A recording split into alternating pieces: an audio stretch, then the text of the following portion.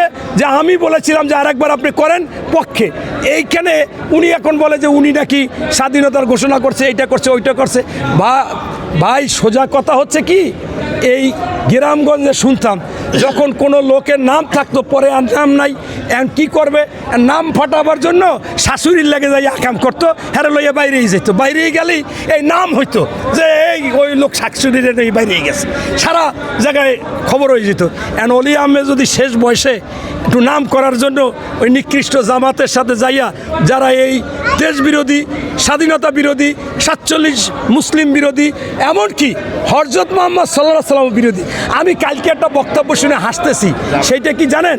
জামাতের আমির বলে যে আমি একটু ঈদের দিন শুভেচ্ছা বিনিময় করতে ছিলাম ফরেনারদের সাথে, এই ফরেনারদের একজন আমি একটু জড়াই ধরছি, এখন এইটা নিয়ে কত কিছু কথা, অথচ হযরত মুহাম্মদ সাল্লাল্লাহু আলাইহি ওয়াসাল্লাম কিন্তু এই জড়াইয়া ধরতো। আরে এ কী ধরনের প্রতারক! তোমরা মওদুদি সাহেব বলতো যে হযরত মুহাম্মদ সাল্লাল্লাহু আলাইহি ওয়াসাল্লাম কে, আমার লাঠির সমান তার ক্ষমতা নাই, ও কি আছে, ওর কোনো মূল্য নাই, সেইটা বলতো। এরপরে তোমরা জামাত নির্বাচনের সময় আমাদের নবীকে তোমরা কি করেছো? তোমরা বলেছো বিষ্ণু কৃষ্ণ যা করে মোহাম্মদও তাই করে। আমরা কিন্তু হযরত মুহাম্মদ সাল্লাল্লাহু আলাইহি সাল্লাম বলি, আর সে মোহাম্মদও তাই করে। অর্থাৎ এত ছোট করেছো। আমার নবী কি পূজা করতো বলেন আপনারা?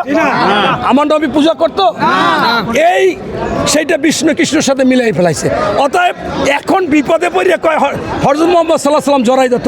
আরে আজকে প্রায় 100 সচেতন মানুষ, যারা উচ্চশিক্ষিত, যারা কূটনৈতিক, তারা স্পষ্টভাবে বলেছে যে এই ফরেনারদের সাথে, রাষ্ট্রদূতদের সাথে এই ধরনের জড়াই দেওয়া এর শিষ্টাচার বহির্ভূত কাজ। এইটা কোনোভাবে করতে পারে না। এটা করতে পারে ছেলেমেয়ের সাথে, আপনার ভাইদের সাথে, এরকম তারা নিকট আত্মীয়, এমনকি বন্ধুবান্ধবের সাথে, এমনকি আমার অনুসারীদের সাথে আমি নেতাকর্মীকে জড়াই ধরতে পারি, ভাই কেমন আছো, বাবা কেমন আছো। কিন্তু ওই রাষ্ট্রদূত কি তোমার অধীনস্থ কেউ, তোমার দলের কেউ?